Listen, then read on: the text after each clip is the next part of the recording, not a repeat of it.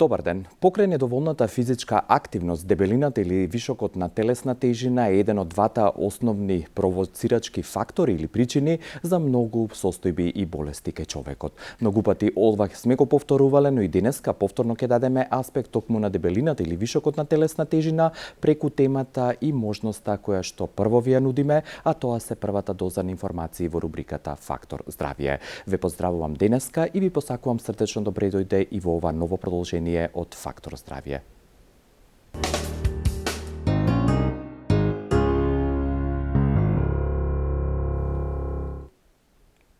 Близу 2 милиарди луѓе во светот патат со вишокот на телесна тежина или имаат проблем со вишокот на телесна тежина како од естетски, така и од медицински аспект. Она што треба да се земе посебно во предвид е фактот дека и во државава ова е проблем кој што најмногу ги погодува пред се луѓето кои што се во раст и развој, а тоа е адолесцентната популација. Треба да се земе во предвид фактот дека вишокот на телесна тежина се складира благодарение на трансмастите и заситените масти кои што доминираат во исхраната за сметка на здравата исхрана и внесувањето на зеленчук и овошје. Добрата страна на телесната тежина и вишокот на килограми е фактот дека тоа може да се превенира преку бројни пред се навики кои што треба да се земаат во предвид, но и диетите кои што можеби треба да се земаат, но кога и како, тоа ќе ви го објасниме денеска преку темата во Фактор здравје.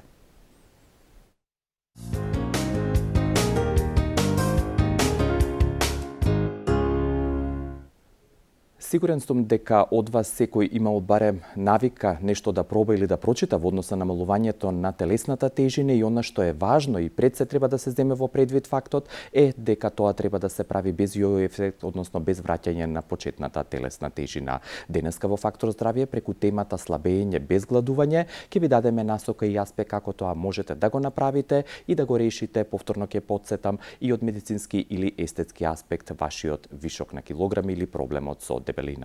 За сите овие аспекти во однос на моите прашања и вашите кои што ги очекуваме, одговор ќе добиете преку гостувањето и разговорот со доктор Валентина Крстеска, раководител на Липодиет центарот од Скопје. Пред се, добар ден, добро дојдовте доктор Крстеска и како сте? Добар ден, благодарам на поканата. И веднаш моето директно прашање кое што корелира или е директно поврзано со темата, можно ли е во денешно модерно време да се слабее без гладување?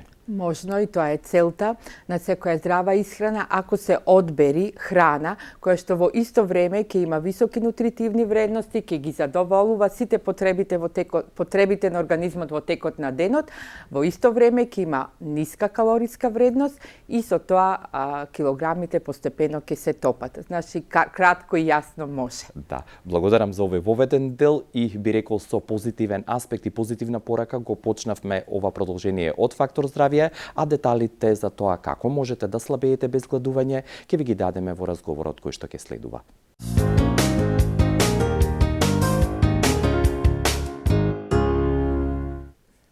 Вашиот интерес и вашите прашања денеска во Фактор здравје ги очекуваме и со задоволство се добро дојдени на 6091-925, односно 6091-924. Со доктор Валентина Крстеска, раководител на Липодиет центарот во центарот на Скопје, денеска зборуваме на тема слабење без гладување, а доколку сакате да бидете во контакт со неа и тимот на Липодиет центарот, ве поканувам случајно или намерно доколку сте во центарот на Скопје спроти поранешен Макдоналдс да ги посетите на улицата Димитрија Чуповски број 22 или директно да закажете термин за бесплатно советување и одговор на евентуалните ваши прашања на 070535033 и 023151714.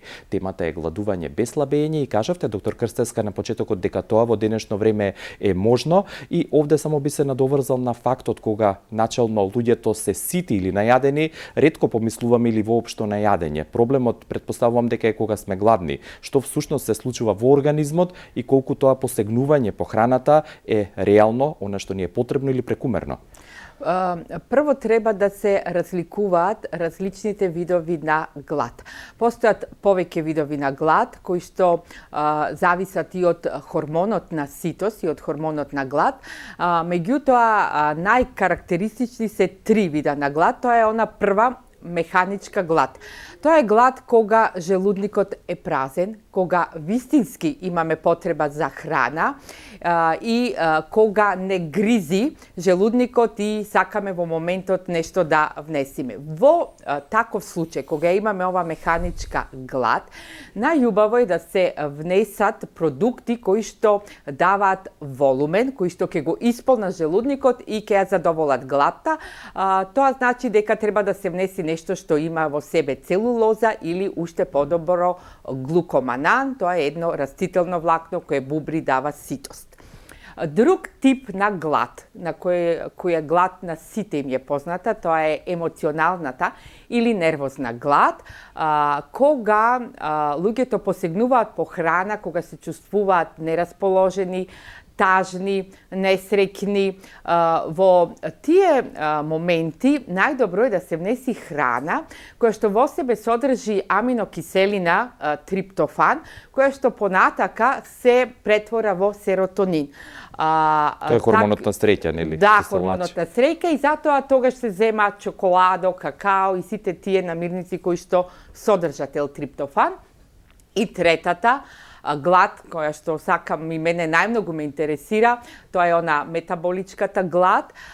Глад која што се јавува поради неправилно внесување на храна богата со јагленохидрати и шекери.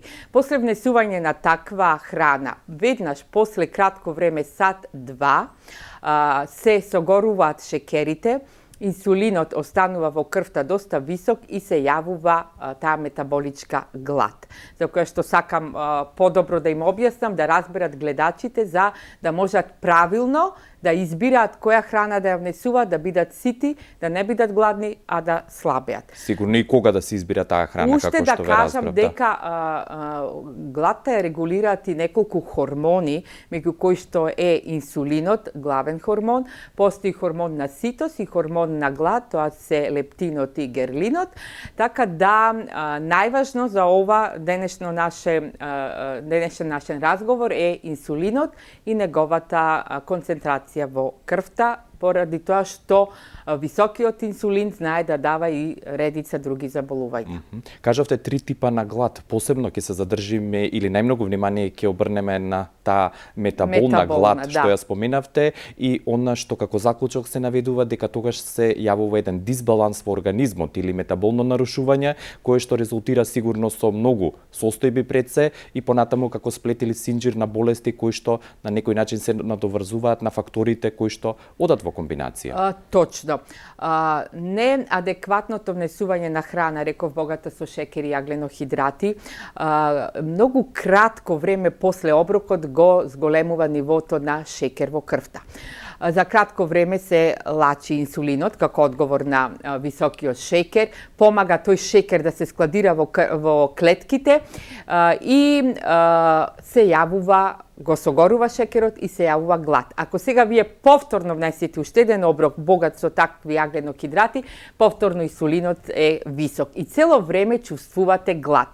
Во еден момент клетките се презаситуваат со гликоза, не можат повеќе да ја примат и доаѓа до состојба на една резистенција, позната како инсулинска резистенција, каде што во тој момент имаме и висок шекер во крвта и висок инсулин, гладта е присутна, се повеќе се земат меѓу оброци и доаѓа до складирање на вишокот на масти како резервни наслаги и појава на дебелината. Да.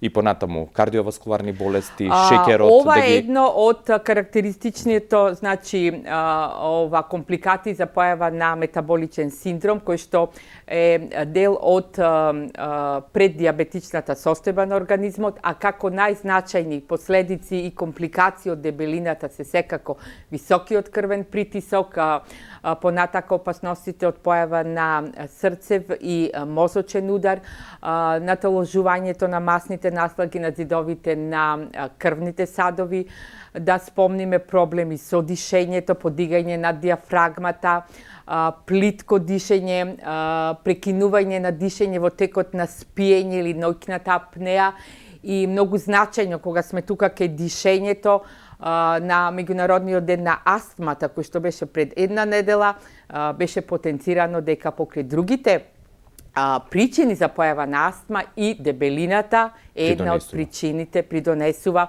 Понатака проблемите на зглобовите, проблеми со движењата, проширени вени, проблеми со венското враќање на крвта, значи една редица на заболувања кои што произлегуваат една од друга, а сето тоа потекнува од неадекватна исхрана и од дебелина. И сите овие болести и состојби за кои што зборувавте и ги напоменавте се хронични за жал, тоа значи дека немаат лек и медикаментозната терапија најчесто е доживотна, која што пак има и други нус ефекти и негативни последици во однос на дебелината како основна причина. Постои ли решение тогаш? Решението постои, тоа е едноставно, тоа е липосукцијската исхрана, една идеална комбинација на сето она што е потребно да се задоволи за гладта, што го кажав претходно, една комбинација на најдоброто од медитеранската исхрана со одбрани суплементи во вид на капсули и прашоци кои што се пијат. Она што е важно кога веќе ја споменувате липосукцијската исхрана, веќе 4 години сте присутни во државава и во регионот, редица задоволни имате корисници токму од неа, но пред се да ги запознаеме нашите и ваши идни консументи, нашите гледачи, што всушност представува липосукцијската исхрана и дали е наменета само за лицата кои што имаат вишок на телесна тежина заради овие причини и од естетски, но и од медицински аспект. Липосукцијската исхрана е диетотераписки третман за намалување на вишокот на килограми и е наменета за сите оние прво што донесле цврста одлука да сменат нешто во начинот на својата исхрана, да го подобрат своето здравје, да ги превенират сите овие заболувања кои што ги спомнав, а во исто време да намалат од вишокот на масни наслаги и да ја постигнат посакуваната тежина и посакуваниот облик на телото. Липосукцијската исхрана, овдека, како што кажавте, кај нас веќе стана бренд сам по себе. Бројките сами за себе го зборуваат во регионов преку 100.000 задоволни корисници. Овде во Македонија ја надминавме бројката преку 2.000. Секој ден имаме се повеќе јавувања за консултации, бидејќи со сиот овај начин на исхрана, како што спомнав, имаме се повеќе и повеќе гојазни, почнувајќи од деца, адолесцентни до возрастни луѓе, кои што се спремни да го сменат начинот на исхрана. Липосукцијската исхрана, како што кажав, во себе содржи комбинација на еден оброк, кој што се е вечерен оброк. Меѓутоа, потребни се суплементи кои што во текот на денот се земаат во вид на прашоци и капсули. Како што спомнав на почеток, најдобро е да се земат растителни влакна кои што ќе бубрат и даваат ситост, бидејќи во исто време тој оброк има помала калориска вредност, држи ситост, не сте гладни, а овозможува да се активира метаболизмот на топење на мастите.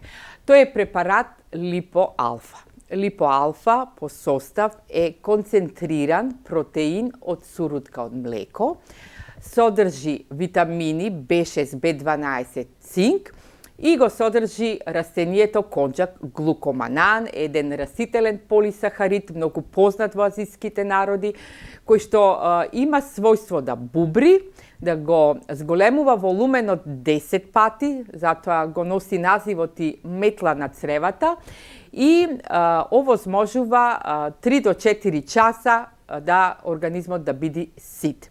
Со ова, како што спомнав на почеток, кога ја кажав, нели, механичката глад, се задоволуваат сите три типови на глад. Заедно со липоалфа имаме препарат липобета. Тоа е избор на 4 избалансирани аминокиселини, каде што најглавната е токму триптофанот, кој што се претвора во серотонин и исто така со примена на липосукцијска исхрана се задоволува и вториот тип на глад, значи таа нервозна или емоционална глад, бидејќи триптофанот заедно со цитролинот, орнитинот, кој што ги има во препаратот липобета, ќе ги задоволи овие потреби. Да кажам само дека липоалфа и липобета се германски производи, се произведуваат во Германија, ги имаат сите сертификати од Европска агенција за безбедност на храна, Америчка агенција за храна и тука кај нас во Македонија сите сертификати, препаратот Липо Алфа е и граничен производ. Ова е првиот дел од липосукцијската исхрана, каде што овие препарати се земаат во текот на денот. Ако дозволите, завршете, само сакав една да кажам дека имаме убав оброк, вечерен оброк, тоа е она најдобро што го дава медитеранската исхрана, избор на риба или месо со зеленчук. Да, кажавте дека овој е првиот дел од липосукцијската исхрана и морам да забележам дека она што на почетокот го споменавте во однос на трите типа на глад се задоволуваат токму со липосукцијската исхрана. Тоа сакам да го потенцирам и да го кажам. Липосукцијската исхрана по својот состав ги задоволува сите типови на глад и на тој начин се враќаме на почеток дали е можно да се слабее без гладување. Со ова се докажува дека е можно, резултатите се брзи, за кратко време ги имаме првите резултати, нема јојо ефект, не се враќаат килограмите и се постигнува саканата тежина. Сигурно, сакам во 3 збора само да опишам: ситост, задоволство и она што е последното, здравје, односно балансиран метаболизам и задоволни клетки, би рекол, или основа на секој дел од организмот, бидејќи без тоа не може да имаме баланс. Ви благодарам за овој прв дел од разговорот. Следува кратка пауза за реклами, а по неа ќе продолжиме со денешната тема.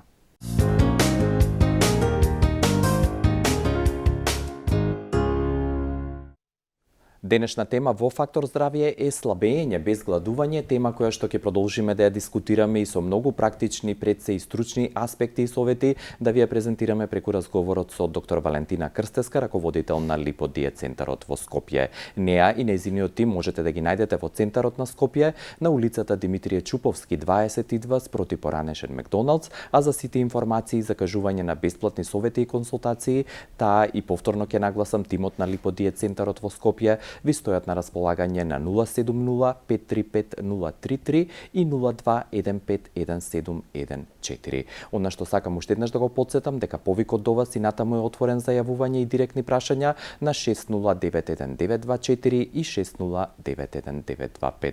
Она што го кажавте на почетокот, треба да се земе уште еднаш во предвид дека како и животот, нашето тело или секое човеково тело никогаш не спие, дури и кога спиеме, нели, телото е будно и работи, тоа значи дека троши енергија и му е потребно јадење и соодветна исхрана во соодветен термин. Кажавте дека липосукцијската исхрана токму тоа го овозможува задоволување на сите три типа на глад и кажавте дека во првите 2 седмици, тоа е првата фаза кога се почнува овој протокол на исхрана базиран на аминокиселини. Кажавте дека и уште еден интересен факт дека сите може буквално да го користат, дали има возрастна категорија која што можеби е ограничена во однос на користењето и како и кога е најсоодветно да се почне? Во однос на возраста, најубаво да се почне над 17 годишна возраст. Горната граница не е ограничена, бидејќи имаме посебни програми за повозрастни, тоа е еден сениор програм, каде што е адаптирана ова липосукцијска исхрана на нивната возраст. Само да кажам дека многу добро е прифатена, имаме многу консументи од таа група, кои што се многу задоволни, прилагодена е, тоа е 21 ден, каде што во текот на денот имаат 2 оброци, а само еден оброк е липоалфа и липобета. Други во однос на возраста под 17 години, кога доаѓаат на консултации кои што се бесплатни, тогаш правиме само еден предлог, идеи на што треба да се внимава за да тие млади луѓе внимаваат во својата исхрана, да не стават, за да не дојдат после во категорија да треба да ги намалуваат своите килограми. Посебни листи на исхрана. Да. Овие први 2 седмици или прва фаза, кога и како е најсоодветно да се почне? Тоа зависи индивидуално, секој кога сака може да почне. Најдобро е да се донеси прво одлука, цврста одлука и после тоа многу лесно ќе стапат во контакт со нас и почнуваме. Да, ќе продолжиме на овој дел од разговорот или овој аспект за да го слушнеме првото јавување. Добар ден. Добар ден. Добро дојдовте. Кој е вашето прашање? Јас немам прашање, значи прво сакам да се заблагодарам на доктор Вали, на целиот тим на Липодиет клубот, за истрајноста со сите нас кои што го користиме овој третман и начин на исхрана. Добро. Значи, јас на овој начин на исхрана сум веќе трета година и најважното од се што немам јо ефект. И интересно е што овој начин на исхрана го добивате оној ефект како да сте отишле на липосукцијски третман без хируршка интервенција, а исто така нема гладување. Тоа е најважното во овој начин на исхрана за сите оние кои што сакаат да го пробаат, им го препорачувам. Јас сум веќе трета година на оваа исхрана и сум супер задоволна. Да, ја одржувате, предпоставувам, телесната тежина и се држите до упатствата и советите. Да, Да. кажав и во теков на емисијата дека немам јо ефект, што е најважно. Меѓутоа, препораките кои што ги добивам од доктор Вали и од целиот тим на Липодиет клубот, се оние кои што ги применувам во текот на целиот третман и после користењето на липо алфа и липо бета, другата фаза кога јадеме за да постигнеме саканата телесна тежина од и онаа која што веќе сме добиле во првата фаза. Да, ви благодарам многу, господјо, за вашето јавување и споделување на лично искуство. Продолжете и одржувајте ја вашата телесна тежина како што вие сакате и колку сакате. Поздрав уште еднаш. И благодарам на гледачката. Имате ли коментар? Да. Многу и благодарам. Ова е доказ дека за дисциплинирани и редовни консументи резултатите се тие како што ги кажа гледачката. Сега таа го спомна она што сакавме да го продолжиме во разговорот за втората фаза, која што исто така е битна фаза, бидејќи втората фаза е фаза на фиксација на килограмите и одржување. Тоа е најбитно за да го немаме тој јојо ефект. Имаме програма каде што е режим на исхрана за наредните 2 недели со 3 оброци во текот на денот. Изборот на оброците е исто така внимателно направен, каде што исто имаме храна која што е протеинска, богата со протеини, масти, витамини, и сакам да напомнам дека и во овие 2 недели кај дисциплинираните консументи и понатака може да се намалат килограмите. Да спомниме дека за месец дена се губи 7 до 10% од почетната телесна тежина, се губи во обем, во сантиметри, неколку сантиметри во обем на половината, на градниот кош, на колковите, онаму каде што имаме локализирани масни наслаги, во конфекцијски број, еден конфекцијски број, што значи, како што кажа гледачката, затоа и се вика неинвазивна липосукција, се топат и се губат оние наталожени масни наслаги како да се оделе на хирушка липосукција. Онаму каде што најмногу се депонирани. Каде што најмногу се, да. Да, ова се однесува и на жените и на мажите, предпоставам, бидејќи и мажите се сигурно корисници. Точно, само да ги охрабрам, мажите многу полесно и побрзо губат, тие имаат и многу повеќе наталожено на нивното централно наталожување на масни наслаги во предел на стомакот, на градите, тие ги имаат многу повеќе и компликациите што ги набројав, поготово компликации од кардиоваскуларниот систем, и кај нив се поголеми опасностите од мозочните и срцевите удари, а кај жените тоа е наталожување во долниот дел од телото. Ќе вклучиме уште едно јавување со задоволство. Добар ден, дали ме слушате? Ало. Добар ден. Добар ден. Добро дојдовте. Кое е вашето прашање? Вака, сакам нешто да прашам, затоа што например инсулинот ми е покачен. Добро. 26-19. А на граница ми е шекерот. Добро. И за дали ова липосукцијска исхрана може да делува, пошто е вака инсулинот покачен. Нешто слушнав во почетокот на емисијата, само не многу добро. Да.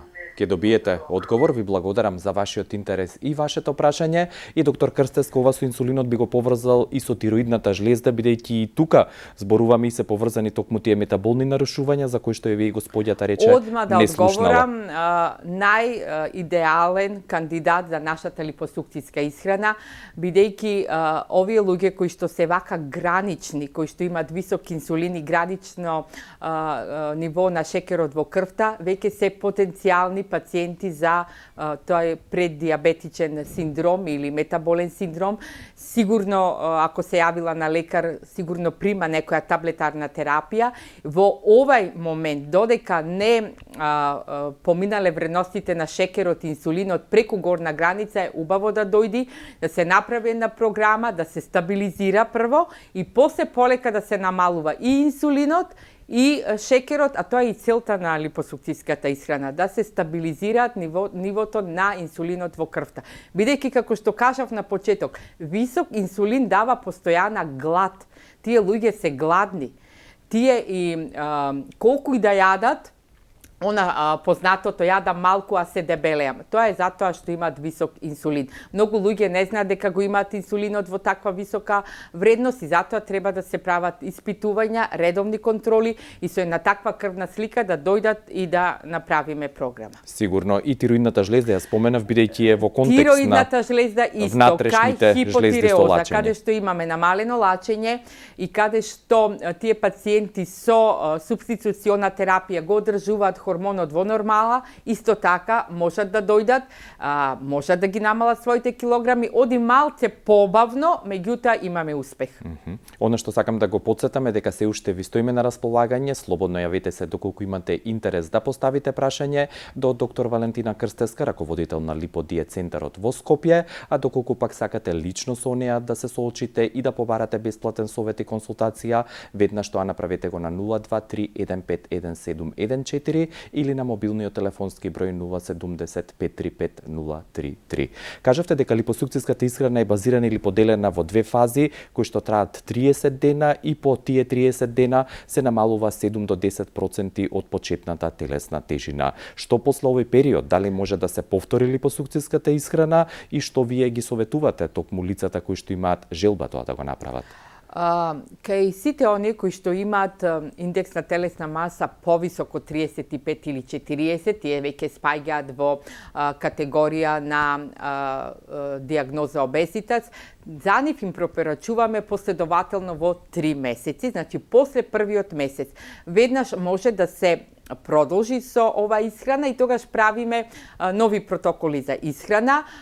Може да се направи истиот протокол да оди за 21 ден наместо за 14 дена или може да се направи да оди 10 дена. Тоа зависи од меѓусебните консултации. Убаво е да се продолжи, бидејќи слабењето продолжува и во вториот месец. Има луѓе кои што имаат многу повеќе од 10% телесна тежина и мора да ги намалат. Најмногу се слабее во првиот месец. Тоа сакам да кажам, бара дисциплина, бара точно придржување на нашите препораки, затоа што принципот на слабење е преку кетозата, кога телото влегува во фаза на кетоза и ако не се придржуваат, може ова кетоза да биде стопирана или прекршена и да имаме побавни резултати. Што всушност значи кетоза, еве да го објасните и тој термин? Значи, процесот кога почнува да се топат масните наслаги, кога се активира ензимот липаза и кога мастите се разложуваат на слободни масни киселини од каде што телото понатаму црпи енергија, е кетоза и се ослободуваат кетонските тела кои што ги има во мокрача. Тие во тој процес се ослободува ацетон. Ацетонот излегува преку дишење, преку потење и преку мокрача, затоа како нуспојави, лесни нуспојави се јавува горчлив вкус или метален вкус во устата, потта мириса на ацетон, дури и мокрачата. Тоа се нормални симптоми, поминуваат брзо, очекувани и кетонските тела се извори на енергија. До крај имам уште две прашања поврзани токму со ова што денеска зборуваме, гладување или слабење без гладување, токму како решение го нудиме и вие во Липодиет центарот во Скопје липосукцијската исхрана. Дали помеѓу тие оброци кои што ги препишувате и терапија која што е индивидуална или како режим на исхрана, дозволено е пиење течности, ужинки некакви? Има, точно. Посегнување можеби по нешто што е условно забрането? Да. Лимонадата и лимонот, топлата вода и лимон со која што се почнува секој ден. Таа лимонада е дозволена и во текот на денот. Водата е дозволена, бидејќи, како што кажав, конџаглукомананот кој што е во состав на липоалфа бубри во допир со вода, затоа треба поголема количина на течност за да може да се исполни желудникот, да имаме ситост. Кафе без шекер, без млеко, како меѓу оброк дозволена и краставицата, салата од краставица, која што ги потполнува сите периоди на глад, и во текот на денот Дали да се насолува, да се става може масло? да се става како салата, може да се јади само така свежа. Тоа е меѓу оброците 3 во текот на денот, бидејќи навечер си имаме целосен оброк каде што имаме и салата и месо или риба. Сигурно протеините се тие кои што нормално се основна Протеините, градивна состојка на клетките. И последното прашање се однесува на фактот дека рековте оваа липосукциска исхрана е неинвазивно намалување на телесната тежина, тоа значи дека и нема висење, претпоставам, на кожата каде што ќе се ослабе, а дали е добро и да се комбинира со некоја физичка активност?